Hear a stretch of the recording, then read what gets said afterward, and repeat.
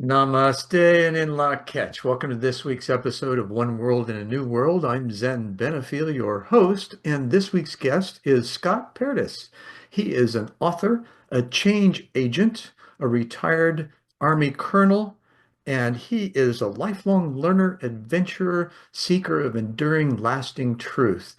And I know we're going to have a great conversation, so stick with us. We'll be right back. Explore the thought-mosphere. Embark on a life-changing journey of self-discovery. Embrace harmony with self, with others, with Earth. One world in a new world. Zen Benefiel skillfully ignites conversations, guiding guests to reveal personal journeys and perspectives. Listeners are inspired to seek knowledge and find wisdom in their own lives. Join this transformative journey as we navigate the depth of human experience.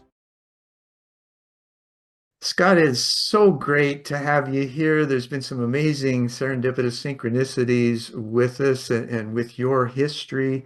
I have a feeling we're going to have a very interesting conversation, especially when it comes to recognizing that interconnectedness that I seek in all the guests that we have and the vulnerability that they have in being able to share that. So I'm looking forward to that. Thank you so much for being here. Well, it's terrific to be here, Zen, and I really appreciate the invitation. Super. So let's start in the beginning, right? In this conversation with life that we have inner conversations, we have outer conversations, and most of the time we're bereft of sharing those inner conversations with others for various reasons, right? So in your development and experience in life, was there a time that you remember a first inclination of that greater interconnectedness in life that we often seem to miss? It's funny, I didn't have an event, but I'll tell you a little bit about my background just to give you Sure. some context. So my mom was the youngest of 16 children. My father was the second oldest of seven. So we had 23 aunts, and then when you had marriages, 23 sets of aunts and uncles, and How can you 67. remember them all? Oh, well, that's a good question, because if you had asked me, I had 67 first cousins. And so even if you were to just quiz me on naming those, I'd have to go through each of my aunts and then name each child down through the ranks. I've lost contact with or connections with the second cousins and now the other generations. But most of that family lived within a couple of miles. Hmm. So my upbringing, my first years, were always about family.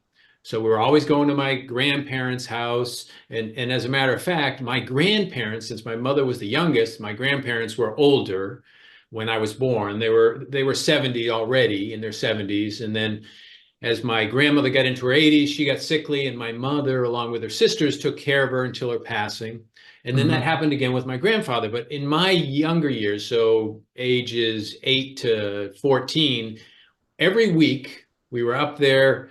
I would go one night after school. I'd get off the bus at my grandfather's house, and we would do chores together. So he and we'd cut wood, or we fix fences, or we'd do something around the property.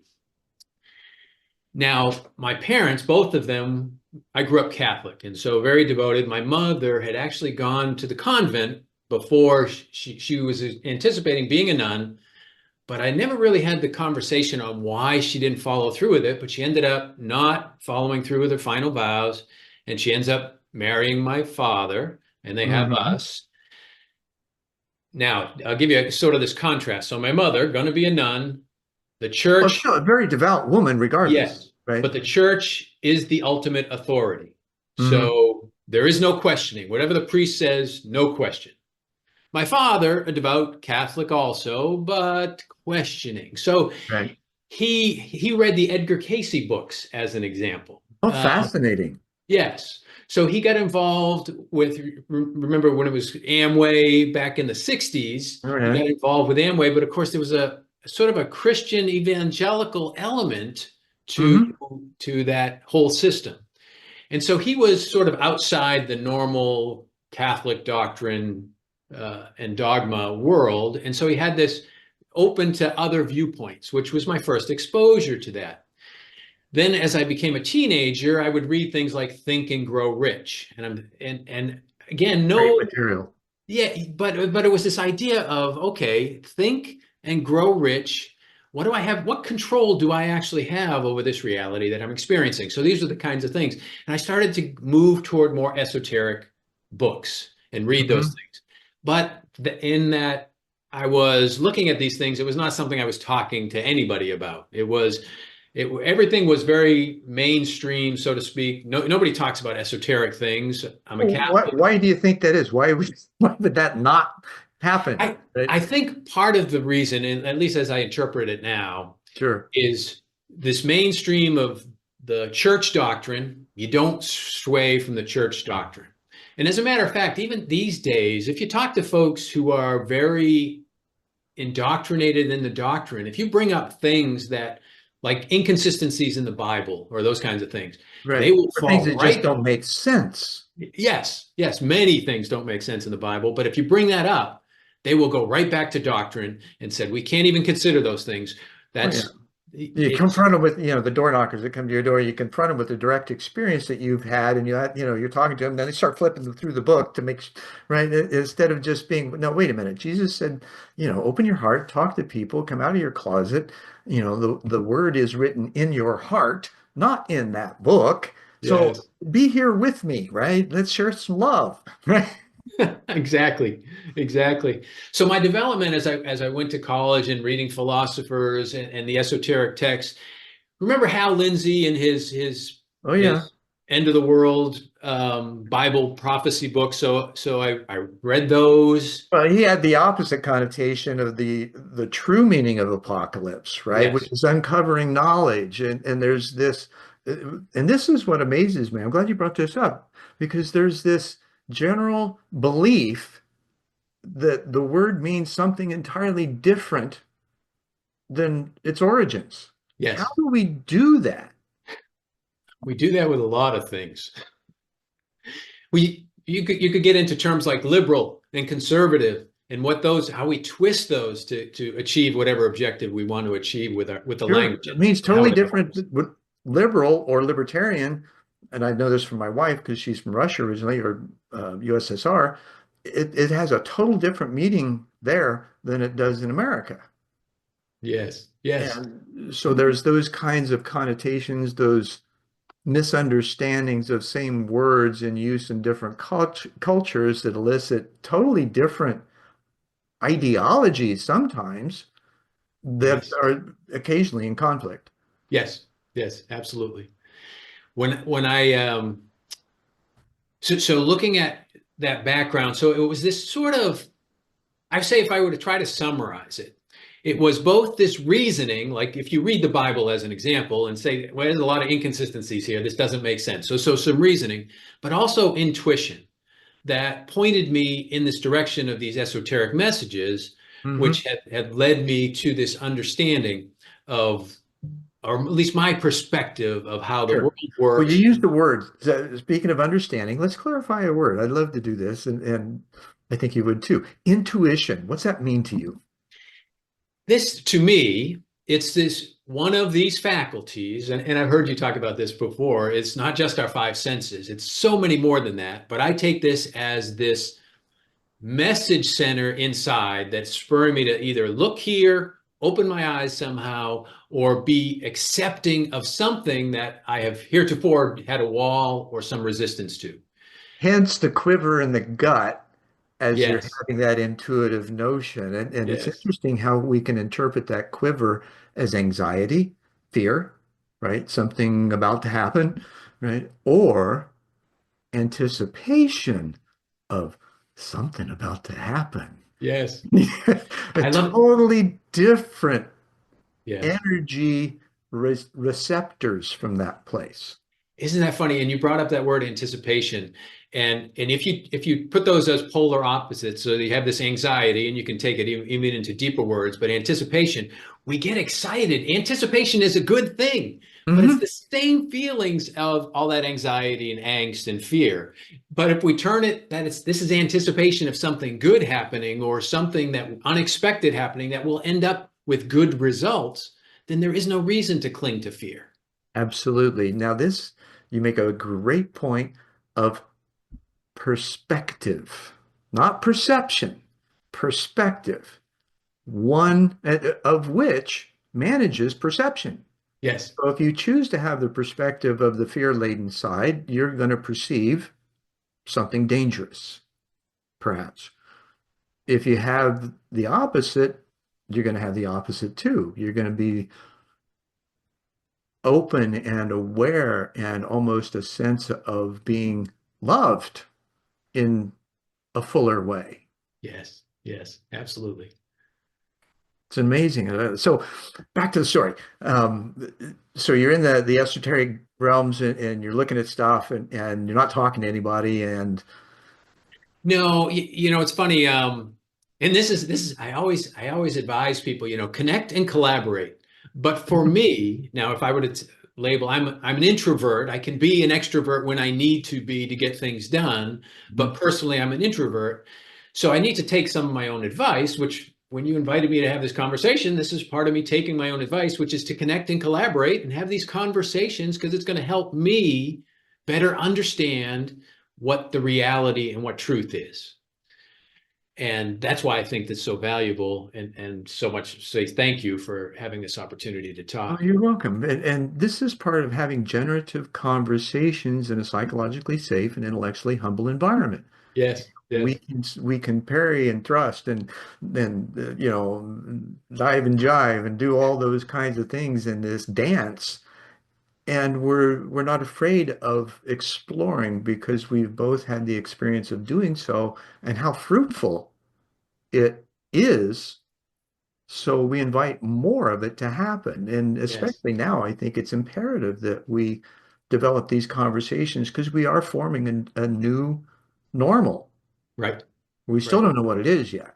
And, Yes, and there's yes, this huge shift that's happening on a lot of different levels for a lot of different reasons, and yet it all coincides with these ancient calendars, which is amazing.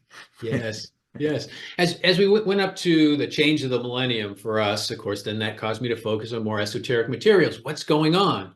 And then as Yes. we drew to 2012, same thing, trying to peel back the onion. What is really going on?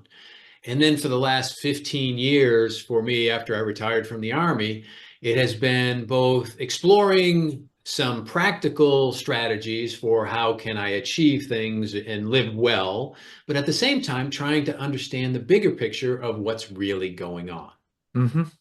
So in your exploration of 2012, if we could dive in there for a moment and go and fly off on a tangent, what Yeah. was your take on what was happening during that time and uh, what we were to anticipate? Part of, and this is interesting because fear is such a dominant force in the world, and this is we bring it through ourselves, and it's something that we cling to fear, which is an interesting thing. So coming up to 2012, so we're talking about those years of 2006 to 2012. Yeah. There's this idea of the world's going to end in 2012, and you saw How that. did we find that? Yeah, Where did that information come from anyway? I see that to me, my perspective again of looking at this is more the marketing. Fear sells and Hmm. fear gets attention. And that's why our media leads with fear so often and why our politics are all about fear. And it's all fear, fear, fear because And business is all problem solution. yes, which is an interesting dynamic, but I get people's attention with fear and then I'm gonna oftentimes create a problem that I will solve for you by employing me or buying my product and what have you. But I saw that coming into 2012 as fear being at least a significant component of selling ideas about what 2012 meant. Right. But what I landed on, and I think, and again, having listened to you, is the similar idea that 2012 wasn't the end. It was this period of transformation to a higher frequency that we are all invited to engage with and participate in. I So love it wasn't an end, it was a beginning. And so that's how I look at 2012 and our evolution now. And then I ask myself, well, how do I fit into all of that and how can I contribute? that. Hmm. there's and there's multiple ways of doing that, right? You may not know, okay? Um, do you know how 2012 how we got the notion that there was an end or beginning of time there? Well, You know how that was from, introduced? with the Mayan calendar and so Yeah, forth, or yeah. yes, yeah, Well, the guy behind that was Jose Arguelles. And Jose was a personal friend for a number of years before his death. I met him in 1997, and we had this wonderful conversation about this because he had written loads of material and was kind of the wayshower for the Western world, if you will, or the rest of the world of this calendar initially. There's another guy in Kalaman or Kala, yeah, Kalaman over in Europe. But Jose had the terrestrial background, I guess, for it. And so what he explained to me is that we're in this 50-year window, opened in 87, harmonic convergence, escalating consciousness and awareness up to the apex of the solstice of 2012. So now we're primed and ready. And because that process was almost like the information curve as far as the escalation, and you look around anywhere and you can see all the books, tapes, videos, TV shows, all that kind of stuff. And then what do you do with it? Well, now that you have it, you take it everywhere. Like Harv Eckert says, what you do anywhere, you do everywhere. So you've got this energy, you're carrying it around. You're not necessarily aware of it, but you do know that you've elevated your consciousness a little bit. And so what's that going to do? It's going to ripple. It's going to affect everything, every place you go. What's going to happen with that? Well, everything that doesn't fit with this new resonant frequency, if you will, rises to the surface for re-examination. Well, imagine that on a global scale. What's happening right now? Right. So what he was saying was that 7, 10 years after this, 2012, we'll begin to see all of this chaotic stuff rise to the surface, and it'll give us a chance to figure out what to do with it. Not yes, expecting COVID to come along to assist, right? right, right, So we got the opportunity to do some self-examination with that, sitting, sequestered, all that kind of stuff. And then, what the end of that 50-year cycle is 2037. So we can see there's some rapid changes happening, especially with AI facilitating it all. Well, we see it as artificial. It's not artificial. It's simply not human. And you right. deal with AI any length of time, you see there's a sentience there. It's undeniable. So why do we see it as artificial? It keeps us separate from us, and it gauges the opportunity for fear to become present again. And so, that's just another layer that gets rolled back. So how did you, in that experience, that moving from the esoteric and through, and I'm sure, how did you grapple with this while you were in the military and in the roles that you played there? It's interesting. Being a So retired colonel, so that yes. takes some, right? So part of that, when I graduated from college, well, here's an interesting story. Just I'll give you an aside. Take you back to my high school years. So I'm a senior in high school, 17 years old, senior in high school, and I had already applied for and been accepted to the university. I grew up in southern New Hampshire, and I was going to go to the University of New Hampshire in Durham, New Hampshire. Mm. My father had served in the Air Force. Many of my uncles had served, some in World War II. And I always wanted to serve. And as a kid, I played with little soldiers, little plastic soldiers and all that. And I always wanted to serve. And I had actually considered the military academies, but then had moved on beyond that. But I'm a senior in high school and I get this phone call. And it's a military recruiter, an Army recruiter. And this is what my vision is. Okay, I'm going to tell him I'm going to college, which is going to be, thank you very much. And he's going to hang up. And I said, I'm going to college. And he says, have I got a deal for you? Have I got a deal for you? And what it was the simultaneous membership program. So you enlist in the Army Reserve, and then you enroll in college in the Reserve Officer Training Corps to become an officer, get a commission, and so on with the Army. So 3 days out of high school, I was on a bus and then a plane heading off to Army basic training, which was that summer between high school and college. Got back, no hair at all, a crew cut. This was Sure. 1980. And Yeah, yeah. then off to enrolled in college and then joined the Reserve Officer Training Corps and then went on to get my commission, stayed in the reserve.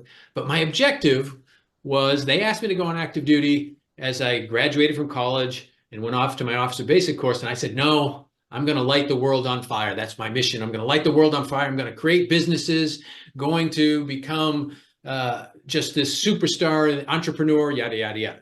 Mm-hmm. Had these really millionaire and billionaire making ideas, and they were because they made other people millionaires and billionaires.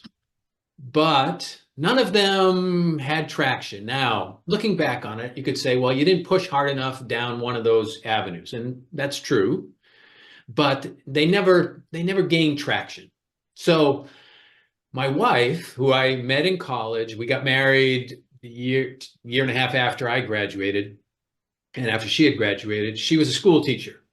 Very practical, hardworking, just wonderful human being. She's really an angel in my life. But Teachers don't get near the credit that they deserve. Yes. You know, my adopted mother was an English and Lit teacher, 8th grade. I mean, the age and the mischievousness of that age, I look back, how the heck did she get through that? And I taught high school for a while. Man, something else. Yes. So she was teaching school and I was doing my entrepreneurial things, but also stayed in the Army Reserve. Mm-hmm. Well, our first child was coming along and we decided, okay, we wanted my wife to be able to stay home full time, which meant I needed to get on the straight and narrow because my income was up and down and she was our steady income as a teacher. But for her to stay home, that meant I needed to get on the straight and narrow. So I'd applied to go on active duty, go full time. And they accepted me and off I went. So for 25 years, I was on active duty. But the interesting thing was, it was much like your experience in the corporate world. You have this structure and the objective is, for us, we have a mission. We're going to organize, we're going to plan, organize, prepare, and execute the mission. Right. It's very deliberate. It's very organized. You have a whole system that helps you accomplish the objectives. And so sometimes down to the second. Yes. So I immersed myself in that. And we, my wife and I and our children then used that as an opportunity to see the world on Uncle Sam's dime. And I grew through that career. Now, here's an interesting thing to what brought me back today. And when I look back on it, I think this is, again, serendipitous event.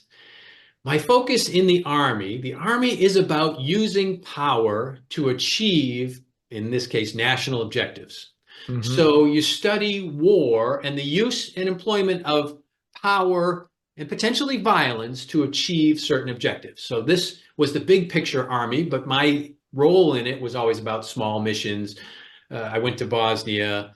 Later on, I went to Iraq, but it was not to fight, so to speak. I mean, there was fighting going on, but it was to achieve certain objectives. Mm-hmm. But then, through a series of serendipitous events, I went to be a general's aide to a 3-star general who was also a Medal of Honor recipient. And I had asked for, in my mind, an assignment that brought me closer to someone like that, not knowing what would happen, and then poof, here I go off to be an aide to a 3-star general, Medal of Honor recipient from Vietnam War. Mm-hmm. Following assignment brought me to the Pentagon. Now, this was in 2001. From there, I applied to be a congressional fellow. So then I went on to Capitol Hill and served a year as a congressional fellow working for a senator on Capitol Hill. That's really when you get to see the big picture, both from the Department of Defense and from the federal government. You see how the sausage is made, so to speak. Yeah, and that observation of what's going on with some degree of understanding, right? Especially with where you'd been, but there's always this kind of question of what's really going on. Yes, that's exactly right. Because as I'm going up through the ranks, so in the Army, it's your small units to larger units, but you always have a mission and a focus, and there's higher authority that's directing it. But for me, and I'll share this personally, I always looked at myself And I frame it as like the white knight. I'm a guy who very much is about principle, duty, honor, loyalty, integrity, those values of selflessness and service. And And I that's would what I add one more, peace. Yes, yes. So I saw myself as an agent to achieve those objectives, ultimately peace. Right. But I'm climbing up higher and higher and higher in the organization. So now I'm at the Pentagon. Now I'm on Capitol Hill, and I'm seeing how the sausage is all made and how power ebbs and flows in the focus of power, which is very interesting. Hmm. So then I come to the end of my Army career, but I've always been dabbling in these esoterics, and this is in those odd years of 2000, understanding what's going on with this 2012, what's happening with our lives and our unity. Going back to Hal Lindsey, the apocalypse, and you look to try to hit the dots he connected, which is his own way of connecting those dots, but Right. looking at it as biblical prophecy. And I'm thinking, all right, is there anything to all of this? And then I kept getting sort of these doors would open and I'd find something new and something, again, in the esoteric and the spiritual dimension that brought me to what I understood this is more truthful than what I had. And so I'd released what I had and I'd moved toward what I felt was more truthful. Hmm. When I retired from the Army, I thought, what can I do that will make a contribution? And I said, I'll get into personal and professional development. I'll become the next Tony Robbins. This was my vision. I'm going to Sure. be Tony, Yeah. more in the Wayne Dyer kind of world. But my vision was, okay, I'm going to be put together. I'm going to write books. I'm going to put together online programs. I'm going to deliver in-person workshops, and that's going to spiral into something big. And then I'm going to go on the world stage and all over the world and do great things and influence people to back to that objective of helping them become the best version of themselves. Sure. And you got at least 6 books that I'm aware of. So I have 11 out now, 11 Oh, good books. for you. Good for I've, you. I I've got like all, the promise and potential. yes, yeah, that was the first one. Promise and Potential was the first one. That was back in the aught years. I was still in the Army then, and we did not have uh, print on demand. It was you got to order the 3,000 copies and ship them to your garage and all Oh my that. gosh. Yeah. Yes. A different form of Amway, right? So what I've been doing then is doing that. So I focused on health, wealth, and leadership in those areas, but always there's this undercurrent of who are we really and why are we here? And Yeah. so if you read my books, it's always pointing back to those ideas and values that you are a proponent of about we are all one. We're all having an individuated experience of this grand creation, and we bring our own perspective, knowledge, skills, talents to the game that we're playing, and it's all for the greater good. All is well, and all will be well. I back that 110%. That's a sense of trust that you gain by being that connected because you see the evidence of how it all works, at least Yes, glimpses, right? yes, Enough to yes, give you that sense of awe and inspiration to continue, right? That when you were in, I'm curious, when you were in that high level senatorial configuration, uh, were you able to notice the types of things that we're talking about in others through their behavior? Was it veiled? Because it would seem that no matter what we think or what kind of judgment or criticism we want to project on others, that we really want the best yes, outcome. yes, yes. I think people always make the decision that they believe is the best, however that plays out, but they always are, this is the best decision for whatever these circumstances are. And Yeah. this has come back to my lifelong lesson of learning not to judge. And it's still a lesson I struggle with.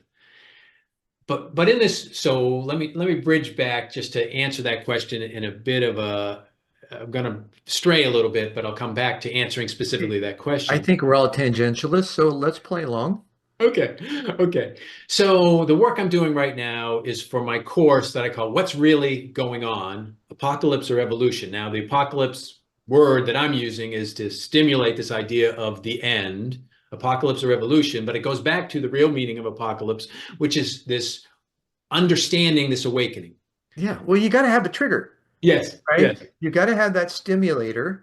And just like with, my story in the New World Order thing, man, that's a controversial phrase if ever there was one. So Yes. how do you unpack that so that there's this, um, what seems to be the potential of a binary system unifying?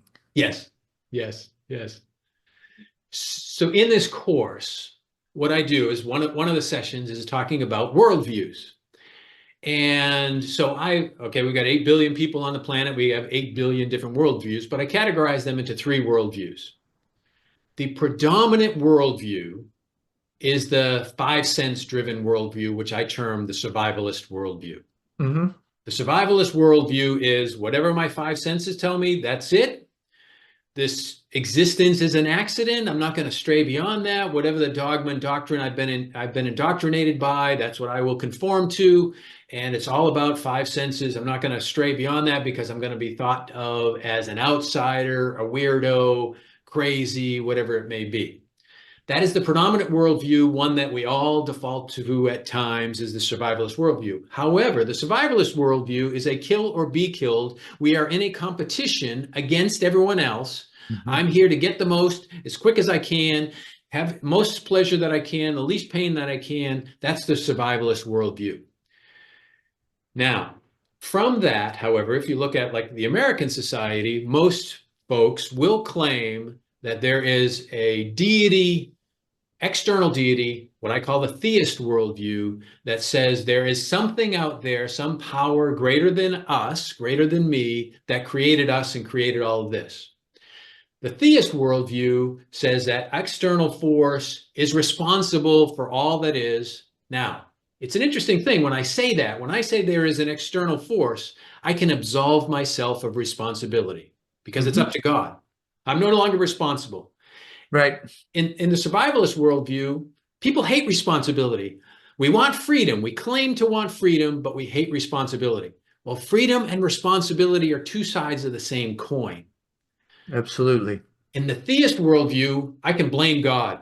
This is God. The reason this happened was because God I'm here for a test. I've got to pass the test. My objective is to pass the test. Yeah. There is a third worldview. Third worldview is what I see your worldview as and what I'm trying to aspire and understand and live, which is a holist worldview. And that is all is one, one is all. We are just individuations of the one, living this grand adventure in time and space to experience the imagination of the divine. That holist worldview right now is a very minority worldview. If you ask most Americans, they say, I believe in God. What does that mean? They'll point to a theist worldview, but it predominantly is that survivalist worldview. Now, going back to your original question of on Capitol Hill as an example, Yeah. Yeah. person to person, this is very interesting to me. Person to person, this is like Lincoln's quote. That person does pretty nasty things. I better get to know them better. And the idea is that when I meet up with them person to person, I will recognize the divinity in that other person if I just get closer and recognize it. It's probably fear, this curtain of fear and angst and anxiety and all that has caused them to act that way. So I've got to learn about them, get closer to them so I can see the divinity in that person because all of us are divine. One-on-one up on Capitol Hill, it's the same way.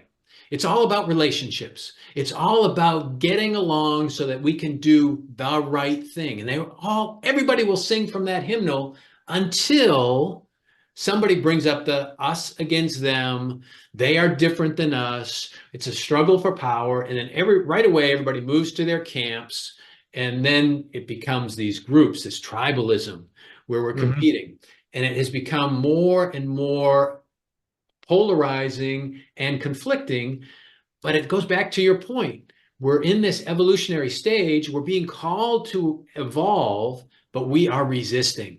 We are resisting across the board. I'm saying that across the board as a handshake, but that's what we're seeing in our, Across the aisle. yeah, we're seeing that in our politics. We're seeing it in our media. We're seeing that in our economics.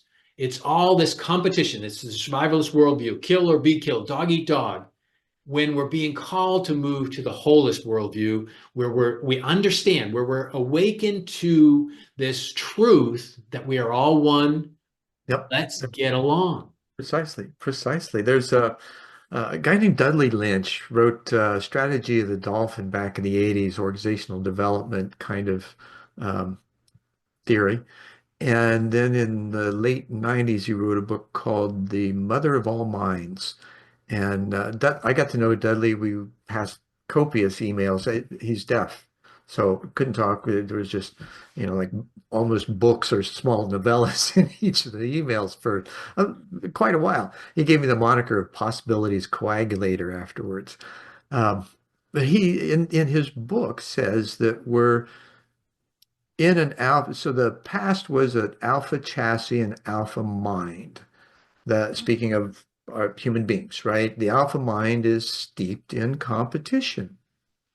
That's how we've been. Now, the beta mind, still in the alpha chassis, is able to at least grok the concept of oneness. Might not be able to do anything about it yet, but it understands that it's there. So this is the shift that we're taking. He was writing about this in the 90s. And I think many authors, you and I and others like us, see this, and we're attempting to wave some flags and saying, psst, we're not wanting to beat people over the head with it because it doesn't work that way. It's an imitation. It's not a push and shove. Yes, yes. So how did you see that? Where did you want to take that after you left Capitol Hill? And what's the feedback loop that you want to create for that? Because I'm sure walking away, I know I've done this in every position and organization I've been in. It's like, okay, how can I incorporate this and feed it back so that it's all better? Yes. That's a profound question for me. One that I've been struggling with. What I had anticipated was I'd start writing on these topics, which I guise of health, wealth, and relationships, but all of it, like if you look at promise and potential, if you were to read that, it's all about personal growth and this calling to truth, to understanding, to opening yourself to the possibility that we are not in a dog eat dog world. We're in something much more magnificent than that. So I had anticipated that I'd start planting these seeds, put my books out, put my courses out, do my seminars and workshops, and that would spiral, gain momentum, broader audiences, larger audiences, and so on and so forth. None of that took. None of that took. Now, you could argue from a practical standpoint. I know you have this side of you because I would say, and you might not like it, but you have this industrial engineer approach to things, at least in one aspect of your life, and how I would interpret it. Thank you. Yeah. And so for me, from the practical side, you say, well, you got to get more effective marketing and you got to apply money and spend the money to get the customers and yada, yada, yada. Again, I get all that. I've not been able to do it. So then it causes me to ask the question, okay, is what I'm putting out in the world not resonating? Is it not of value? Or am I failing in marketing? Or, now here's a more, to me, reflective question. Is my timing not right? Do I need to grow? Because ultimately, I believe my mission is to make the most of myself. I can't change you or anyone else. My job is to change me to become the best version of myself and hopefully inspire others to become the best version of themselves. Right. So maybe it's my timing. Maybe it's my approach. Maybe it's meeting people like Zen is the way that these doors open. And I think that's part of it. The timing will happen when And as you it's know, right. as what you know as well as I do, that you teach what you need to learn, Yes, yes, yes. right? That's You actually, just mentioned that, a while back, you had to follow your own advice, that's right. That's right? right. So and as a coach, gosh, every client I'm facing myself, right? Yes, yes, What I've got to do with me now? Um, and it's true, I am another you. You are another me. That's the in-law catch. That's the Mayan again, yes, right? yes, Namaste yes, is the Brahmi. It means I worship that which is within you, which is the same as me. yes, yes. So how do we get to that place where, and this has been my question, right? And understanding all this design stuff, intelligence and intricacies, so woven well that it produces this sense of awe at the timing and the situations and things that we experience, right? So that being a given, if things are so well crafted and constructed, what's our design? How are we evolving? How are we supposed to evolve? And are we, because of this invitation, then beginning to look at, okay, vibrationally speaking, and quantum physics is saying, hey, yeah, everything's vibration and it's all, it moves and it ebbs and flows because of our awareness.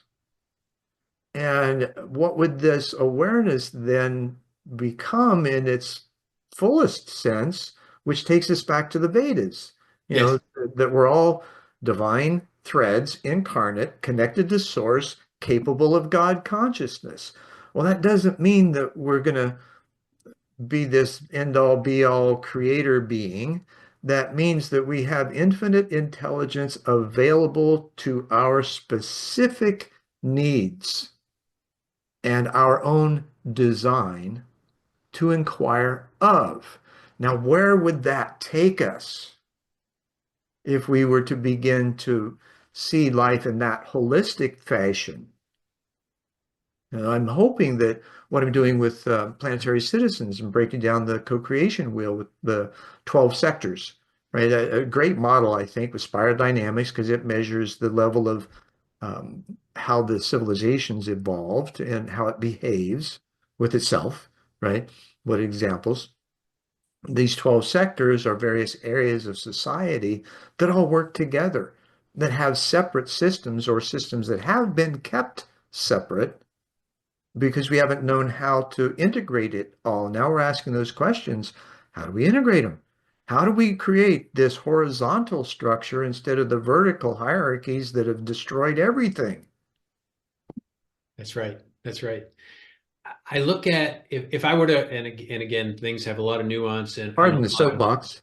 a lot of degree, but I'd say the preeminent challenge of our existence is to recognize we are not separate. Hmm. If we can recognize we are not separate, then the other no longer is our enemy.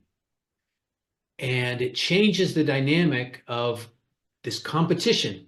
When I look at, so I started writing a book. I started writing a book on power and the dynamic. And I thought, okay, so in this 10th, well, we could get into, I don't think this is our first go round. So our 10,000 years of our agricultural 10, 12,000 years, however long, I think there Right. have been other go rounds. But just looking at this current flow of what we consider civilization, the 10 or 12,000 years of our agricultural existence, has been dominated by this competition. And Hmm. it becomes, it's been a taking mindset. The objective is to take the most at the least amount of effort. So I'm going to either kill the other guy or enslave the other guy and get whatever I can. And that the egalitarian societies all get conquered ultimately by this. We've got to compete with the other guy, whatever it is. Hmm. We're The being command asked, and control structure. yes, and we're being asked now to say, all right, we've had plenty of time to play in that kill or be killed world. We've had 12,000 years of it. Do you want to keep playing there or not? If not, then recognize those people you're competing against are you. It's you. You can cooperate and collaborate, connect and create instead of compete and destroy. Yep. And that's exactly where Dudley says the beta mind and the alpha chassis is headed towards. It's all Yes. about collaboration, Yes. true collaboration, not the feigned kind of, hey, come over here, let's collaborate, and it's going to be on my agenda, Yes. right? Yes. No, let's create a common agenda that we can all bring our skill sets and aptitude, altitude, and um, sense of being into play in more fuller dynamics and Yes. having people get less done or having people get more done with less supervision and will exceed your expectations every time. Yes. So Yes. we have all of these things. There's proof, mountains of it. What's the challenge in instituting it, especially coming out of COVID? Schwab asked two questions in his book that I thought were compelling, one on an individual basis and one about businesses. One, the individual was, can we be caring and compassionate towards one another coming out of COVID? The other was about business. Can businesses be agile enough to survive? So this is where that servant leadership kind of mentality is beginning to seep in, which is acquiescing to this overall theme that you and I are talking about. Yes. Yes. I think fundamentally, so for me, it's this idea we've got to come to terms that we are not separate. But to do Mhm. that, to make that leap, requires two things. First of all, trust. And that is a difficult concept for if I'm an individual, trust. I don't know who That to means you've trust. got to be fearless. Yes, which means I've got to be vulnerable. Yeah. I've got to be vulnerable.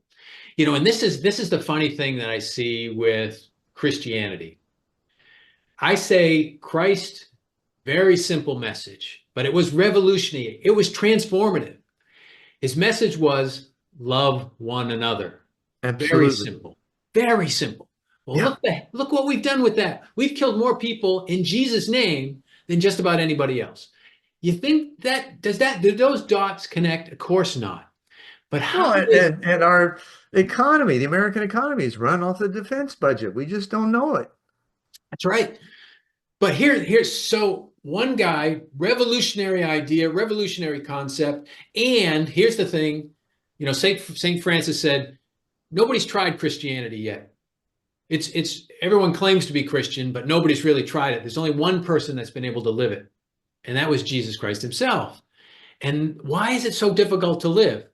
It was because he had this idea that you are not the enemy, you are me, and I will be vulnerable because all will be well. Hmm. Now, we, in our scared little thing, we say, well, how'd that turn out for him? Well, not so good. He ended up on a tree. Well, okay. Do you get the message? The message was that even at that, he was saying, forgive them. They know not what they do because we are all one. We are all one. And it doesn't end here. It doesn't end here. And because it doesn't end here, his message was still incomplete, in my opinion, because what did he do afterwards? He got up and he left, right? We call it the ascension. Yes, yes, He appeared in multiple places around the world. The Book of Mormon is built around his appearance in the Americas. And, during that 40-day period that he was gone and then came back. So there's all these kinds of loose information that we haven't been able to assemble yet. And, like we were talking about earlier, flipping through the book when you're provided with a direct experience in order to try and figure out how to um, confront it, right? Because the belief factor is not there. They say yes, it, but they don't live it. right. So what would happen if Jesus would show up, right? And has he to some? I mean, and I asked that question because he did to me, and on several occasions, one in front of others, and he asked to speak through me. And after it's the only experience I've ever had of channeling. It was so bizarre, it was ridiculous. And yet, as I opened my mouth and allowed him to speak, he says, um, know that I am with you always. It was after an event that we were asked to act as if he was in our presence. There was a dozen or so of us, and with a facilitator. It was my early 30s. It was 1989.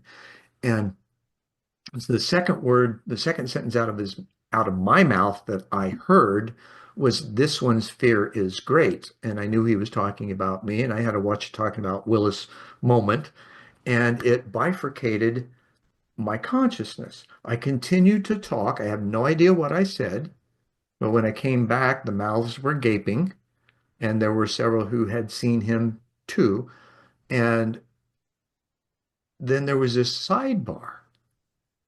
The first thing that he said to me in it was, "Your fears are the same as mine were." And now what was that, right? Fulfilling your divine mission of fulfilling that love-based call. Yes. Yes. And so what do we do? You know, you have those kinds of things, and to some, especially to Christians, might sound blasphemous or incredulous. And I get that. I've got that from them, right? It does not deny my experience nor the witnesses of it as truth, right? Right. So be that as it may, I'm not claiming to be anybody special. However, I am special in the way that I'm doing my best to adhere to my individuated information source that's providing the flow when I ask the questions of how to find it. Now, do you find that that process is similar to kind of what you're engaged with in your query and call and response, right? It's interesting for me. So I've never had what you have expressed and explained as that spiritual experience of that recognition, but I always get an answer. So the answers always come, and it's always in the same direction, which is amazing to me. And it's back to this idea of we're all whole. And this idea of you're not, I'll claim I'm not anybody special, in that we are all special. We are Mm-hmm. all special. All beings are special. All of life is special, and it's all divine, and it's all amazing. If you don't play your note, the symphony will not be complete. Your piece adds to the grand magnificence. We use the tapestry Absolutely. metaphor. It Yeah, puts yeah, that, it yeah. makes that tapestry whole. And so that if you're not playing your part, if you're not adding your thread, then we all suffer for that. Mm-hmm. But it's in this, And look at the world now, and we get that impression. yes, The yes, metaphor that you said, our bodies are instruments, they're transceivers. We don't yes. know how to tune them, let alone play in concert yet. However, there's an opportunity for such because we're talking about it more openly. And Yes. I even hear in some situations, the word love being brought back into the workplace. I was with a local church here, and I proposed. They never took me up on it, but what I wanted to do was have a class, which was really get people together so that we could explore this idea of love. What the Mm, heck does love mean? And what I wanted to do was really dig into the different aspects of love that people will, you can outline the different aspects, different elements, proponents, or ways of looking at love. But ultimately, what it gets down to, again, I'll go back to my idea of separation. It's realizing that we're all one. mhm, mhm, And this idea of love God, love your neighbor as yourself. God, what is God? Now, here's your question. So go back to my three worldviews. If you're a theist, well, God's out there somewhere. So love that external power who is all knowing, all powerful. The survivalist doesn't even have a concept of that. But if you have this idea that you are God, that you are part of that whole, just a little slice of it, but you are one, then it gives you a very different perspective of love God with all your heart, with all your soul, with all your being. That is loving yourself. That is mhm, you. mhm. And love your neighbor. It's just a redundant statement. The, the interesting now, back to the you can't think your way through a system built on vibration, you got to sense your way through Yes. it. Love that. I love that. Yes. In this sense of that, um, I mentioned the effervescent, iridescent, high-pitched sensation that I got in the light as a teenager when Jesus spoke to me. When he first appeared, it was internally. I had my eyes closed. I saw light. I looked up. There he is. There's a ray of light coming from his forehead, one from his heart, and it connects about 18 inches above me and bathes me in that effervescent, iridescent, high-pitched sensation. So I recognized its purity right away. There was no question. That same sense to me is what it feels like to have unconditional love. Yes, yes, yes, yes, which So, is a feeling, a yeah, feeling. yeah, it's Yeah. a sense, it's a being, it's in Yes. that quiet space. Now, speaking of quiet space, it's not so quiet. Do you, in your meditative times, your quiet times, hear a tone? Oh, now that's an interesting question. So hear a tone, which is interesting because I've heard this before, and Hmm. I every time I do that. So coming out of the army, of course, we had large explosions and all that, and I was when you leave the army, you get evaluated for medical and all that. And one of the Sure. things they I think it's tinnitus. Is that how you pronounce it? Yep. Ringing in the ears. Yep. So Tinnitus. I get that occasionally, but then I read through, I think it was a channel text, that that is often a signal of the frequency that's changing in your body. So every time I get a ringing in the ear these days, and I don't see it as a distraction, I go back to that point of this is my part of my evolution is I get this ringing in the ear that is really a signal to me about the magnificence of And his it connects creation. those spirals that Yes, send you upward, right? That's yes, so yes, cool. yes. Now, the Hindus have a name for that. It's called the Shabda. Now, according to them, this ancient stuff, right? It's the sound current, which is the combination of all the frequencies on the planet. Wow. Yes. It's very high pitched. Now, for some reason, that tone is ever present for me. It goes up and down. It switches sometimes from ear to ear in pitch even. And so it's like, okay, there's something's changed. I'm paying attention. I like you. When you hear that, it triggers that spiral into another elevated place that Yes. you Yes. then begin to perceive or interact with. Absolutely. Yes. What have you noticed? Have there been times when there have been significant, like Massey calls them, significant emotional events that have transpired at or during that process? For me, it's interesting. I mentioned I'm an introvert and Hmm. I connect I'm very pulling you out. I'm pulling you out. You're being vulnerable, dude. I love it. the I connect very well with animals. So I have a 98-pound golden doodle that I go on routine walks and the other dogs. And so that's my sort of meditation time. It's out in the woods. We usually go somewhere where it's not city street walking, it's out in the woods. Hmm. And that's my meditation time, so to speak, is connecting with nature, connecting with the animals. And that's when I do my deepest thinking, is when I'm in nature and out with my animals. And it's so it isn't necessarily an emotional event, but here's what the dynamic that I struggle with for me is that I see what's going on in the world, and sometimes it's like I've taken to not watch the nightly news anymore. So I used to do that 30 years Probably a ago. good choice. Yes. But if I get absorbed in whatever the news cycle is or craziness that I perceive that is going on in the media and in politics and in economics, I can very quickly get this isn't right. And then you get into this, oh, in a negative space. Yeah. So I've got to come to terms. That's part of my growth journey is to understand, not to get involved in all of that, and that the bigger picture is greater than that, and all will be well. Hmm. It's No, this. and to know this, that you still need to be aware of it, Yes, yes, just not attached to it. exactly, exactly. And I get this. So sort of this mantra now that I'm trying to inculcate in myself is open, allow, accept, rejoice. You got to Hmm. be open to it. You got to allow it, whatever it is. It's that, and I heard you say this.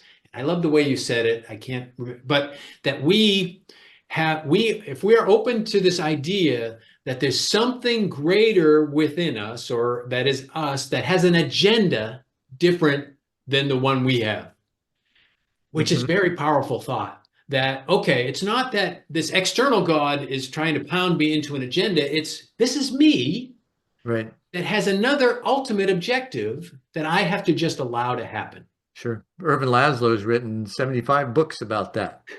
Yes. Yes. And So that's, Irvin's, a two-time Nobel Peace Prize nominee, well-respected philosopher and world leader, thought leader, considered to be the grandfather of quantum systems thinking. I yes. interviewed him a couple of years ago, just after he turned 90.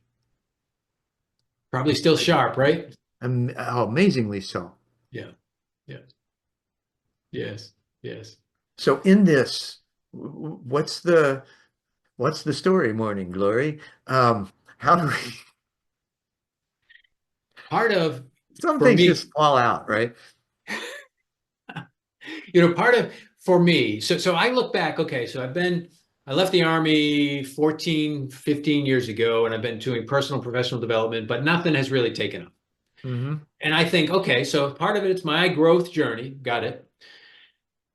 Am I supposed to make an impact like I had envisioned? So coming out of college, I was going to light the world on fire, going to be a big entrepreneur, big business, going to be, one of those exemplary people who's created something from nothing that now Hmm. serves millions of people in a positive way. Right.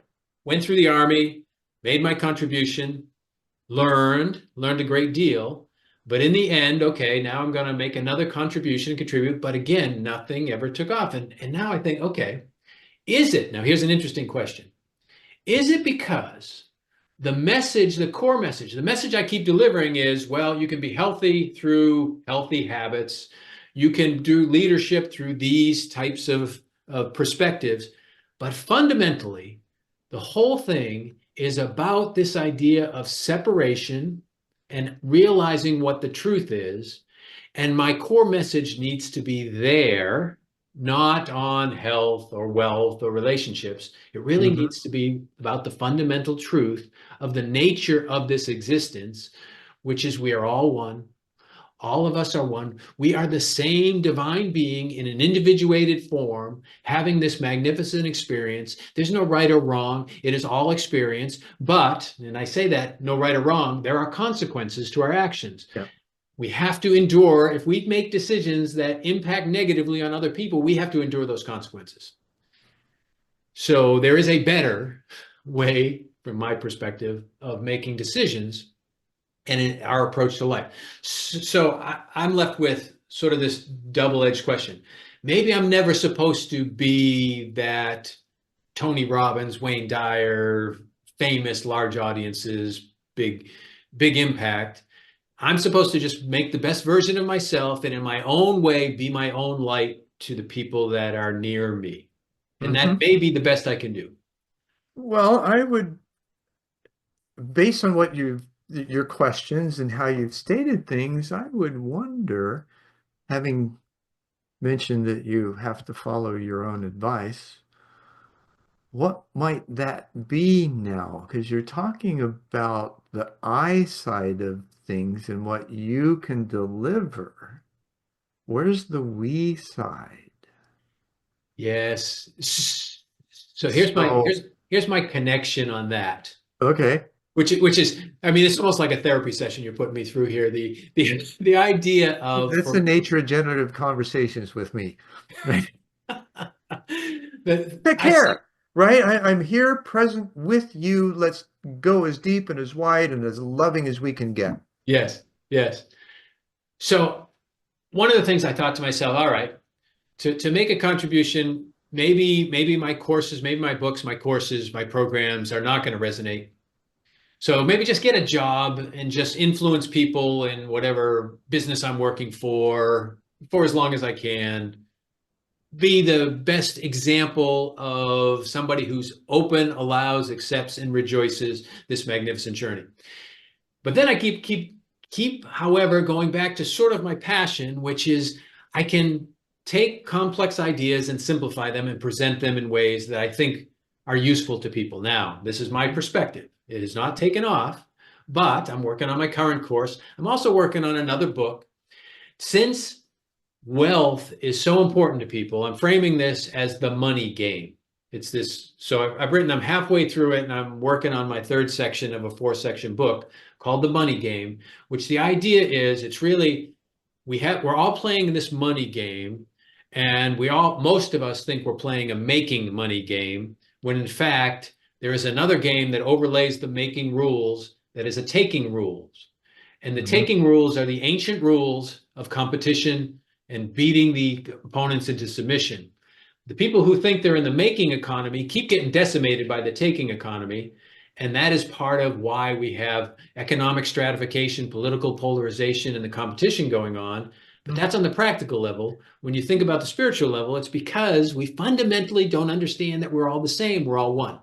So that Well, has, part of that seems to be, you've got the patriarchy, which is the command and control, dominate, right, at any cost. yes, Matriarchy, which is the care, concern, vulnerability, loving, nurturing side. And that's what's coming back through conscious men today. yes, yes. No, absolutely, you're absolutely right. And we're seeing this resistance, I would say, in the political sphere, the economic sphere, uh, amplified by media, is this resistance to that. Hmm. And why? Is because we are not willing to be vulnerable. We're not willing to open ourselves up to this grander opportunity that's being presented to us. And that opportunity being, how do we take this bipolar society, or this polarized society, or these agendas, the profit over people and planet, and the planet and people over profit, still going to have profit, right? Doesn't do away with it. How do we bridge those? How do we make everybody happy? It's like that old adage, you can't make everybody happy. Well, why not? That's right. That's Right? right. If we It, were all fed, clothed, housed, taken care of, had all the things, not that we're a welfare state, right? But that we were nurtured as human beings by other human beings with respect for human beings, that these things are then offered to nurture us to grow into the potential that would bring about a thriving global economy instead of one that's just kind of ratcheting. yes. Hierarchy has been our default for 10,000 years. But to your point, one of the things we need to understand, economics was built on two false assumptions. One assumption is that human beings are rational. We're not rational. Well, we Second, impulse buying. That's all emotion. yes, yes. We're emotionally driven, but there are reasons for all that. But we're not rational. We're not rational. We're not results maximizers. Yeah. The second assumption is scarcity. Now, this is the reason I'm giving you a reason, but there's more to it than that. But I'm gonna on the survivalist level. The reason that we have scarcity is this idea of I got to compete to get mine. So Mhm. we have this perception that there is not enough. There is more than enough. There is more. In the United States, we throw away 30 to 40% of our food. And then we have all these food banks and things that say that we just can't feed all our people. That's not true. We can easily feed all our people around the world. It is Yep. not an abundance problem. No, It is a it's a distribution system problem. distribution problem.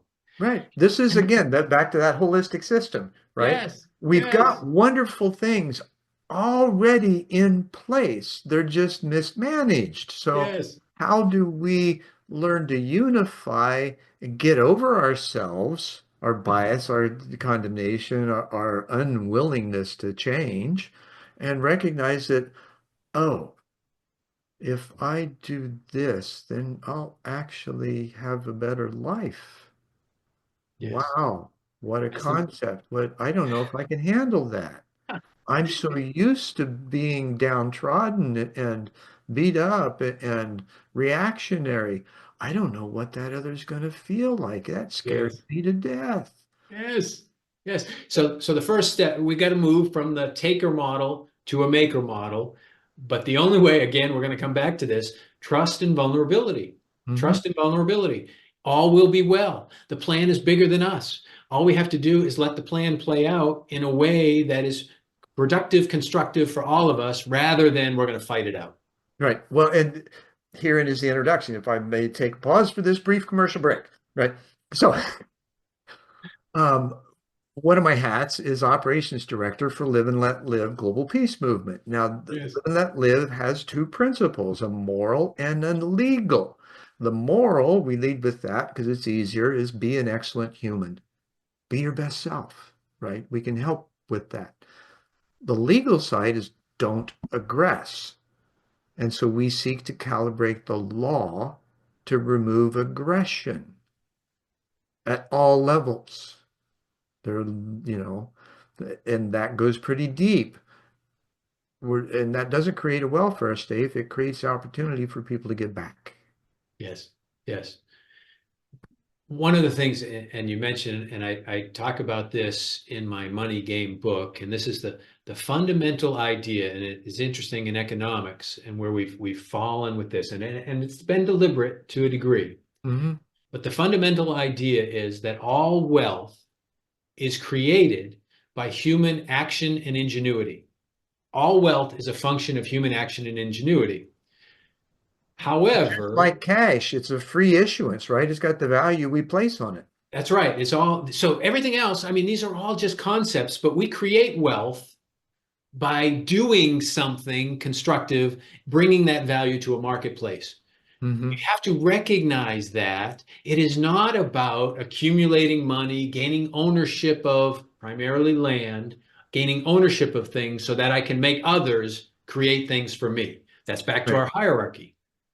But we've got to recognize these fundamentals, which always come back to we're separate and in competition with one another. We've got to get over that, which requires trust and vulnerability.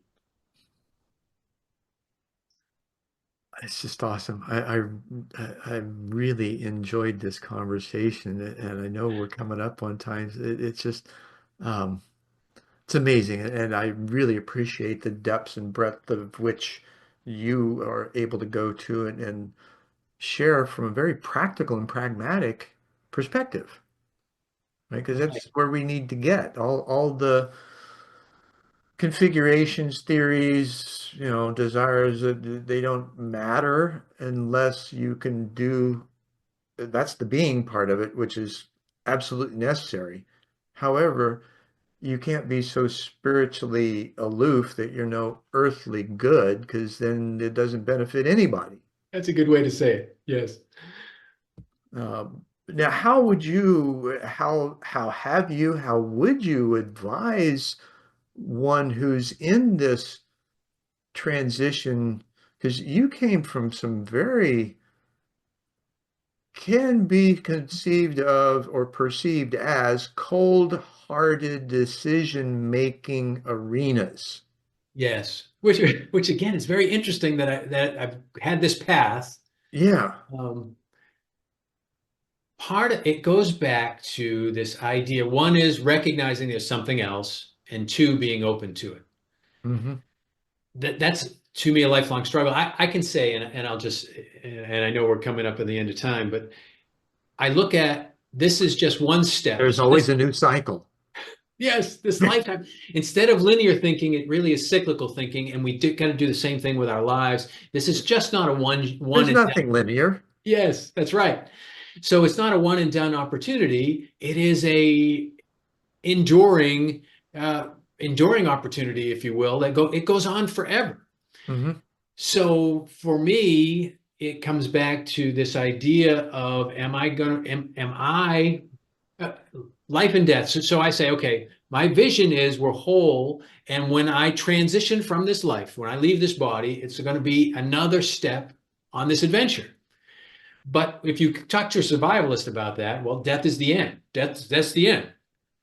If you talk to a theist about that, well, that's judgment day. Maybe good things, maybe bad things. No, it's going to be a binary, one way or the other. Binary means for me, it's either going to be nothing, which I won't be aware of, or it's going to be something, which I'm convinced it is, and it's going to be grand no matter what it is. There you go. Yeah. So for me, it's continuing to be open to this idea. There's something more. I don't know all the answers. I don't have all the answers, but the answers are there. So just open yourself to it. Then play the note that you're being asked to play. It's very simple. Make your contribution. You're here for a reason. Your reason is to contribute the knowledge, skills, abilities, talents, love that you can emanate, that frequency that you are already expressing. Light your light and let it light other people's way. That's the truth of this existence. Live it, enjoy it. It's magnificent if you'll embrace it. Perfect. What a way to close. You got the sale on that one, my brother. Scott, so much gratitude for your presence here. The conversation we've had has been really fun for me and explorative beyond um, what we may have anticipated. I loved it. Thank you so much. And I know our audience will have great benefit from it too. I hope so. It's been a real pleasure, Zen, to be with you and to explore these topics with you. Awesome. Namaste and in luck catch. Thanks for sticking with us for this episode of One World in a New World. I'm Zen Benefiel, your host. Thanks to Scott, and have a great day. We'll see you next time.